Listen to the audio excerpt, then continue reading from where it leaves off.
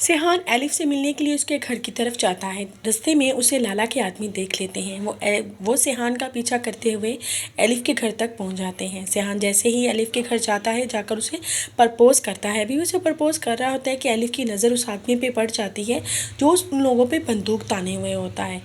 जैसे ही बंदूक चलती है एलिफ जल्दी से सेहान के आगे आ जाती है और वो गोली जाकर एलिफ को लगती है जो सीधा उसके दिल पे जाके लगती है। एलिफ उसी टाइम बेहोश होकर नीचे गिर जाती है। सेहान देख कर बेहद परेशान हो जाता है। वो जल्दी से एलिफ को उठाता है और फौरी तौर पर हॉस्पिटल लेके जाता है ताकि उसे जल्दी से ट्रीटमेंट मिल सके। सेहान को उसी टाइम गाजी यूसुफ की कॉल आती है। वो कहता है कि सेहान तुम इस टाइम कहाँ हो, तो आगे से सेहान जवाब देता है कि मैं इस टाइम हॉस्पिटल में हूँ और एलिफ को गोली लगी है। जिससे गाजी यूसुफ ये बात सुनता है वो जिक्रिया को ले जाकर अपने आदमियों को लेकर फौरी तौर पर हॉस्पिटल के लिए निकल जाता है। गाजी यूसुफ जैसे ही सेहान के पास आता है तो सेहान उसे कहता है कि जिसने भी एलिफ के ऊपर गोली चलाई है वो मेरे हाथों से बचने वाला नहीं। गाजी यूसुफ जिक्रिया को कहता है कि ये काम मुझे लाला का लगता है। पीछे से सेहान के बात उन दोनों की सुन लेता है।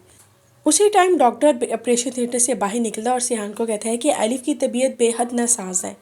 वो सेहान को कहती है अगर आप चाहते हैं तो जाके आप एलिफ से मिल सकते हैं। सेहान उसी टाइम दौड़कर एलिफ के पास चला जाता है उसके रूम में। एलिफ की हालत बेहद नाजुक होती है।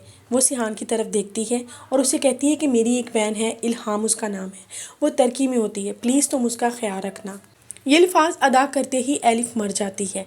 सेहान चीखता चिल्लाता रोता है लेकिन फिर भी उसको सब्र आ जाता है। उसके बाद वो एलिफ की तदफीन करने के लिए चला जाता है। तदफीन करने के बाद सेहान अपने आदमियों को साथ ले जाकर लाला की फैक्ट्री को आग लगा देता है। दूसरी तरफ जैसे ही लाला तक ये बात पहुंचती है वो अपने आदमियों को कहता है कि सेहान की गाड़ी का ट्रक के साथ एक्सीडेंट करवा दो। ट्रक ड्राइवर सेहान का पूरा पीछा करता है। जैसे ही उसकी गाड़ी को ब्रेक लगता है पीछे ट्रक ड्राइवर उसका एक्सीडेंट करवा देता है।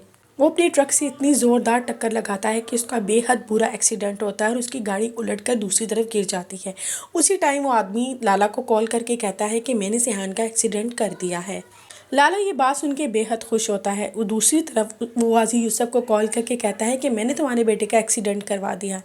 गाजी यूसुफ जैसे ही ये बात सुनता है वो पागल हो जाता है। वो जल्दी से वहाँ से दौड़ता है और सेहान को पता करवा कर उसको वहाँ से उठाकर फौरी तौर पे हॉस्पिटल लेकर चला जाता है ताकि इसकी जल्दी से ट्रीटमेंट स्टार्ट हो सके। डॉक्टर जैसे ही सेहान का चेकअप करते हैं उसे बताते हैं कि सेहान कोमा में चला गया है।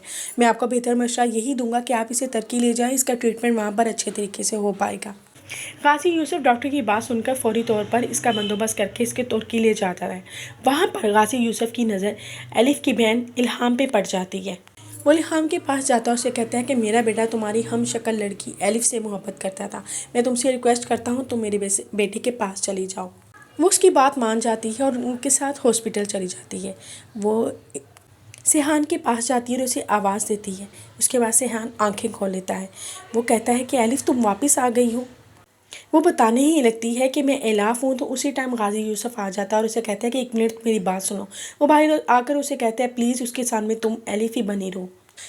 वो उसकी बात मान जाती है और उसके बाद डॉक्टर कहते हैं कि आप इसे पाकिस्तान ले जा सकते हैं। दूसरी तरफ सेहान एलाफ को अभी प्रपोज करने ही लगता है कि वहीं पर एक और लड़का आ जाता है। एलाफ जाकर भागकर उसके गले लग जाती है। सेहान ये देख के बेहद परेशान हो जाता है।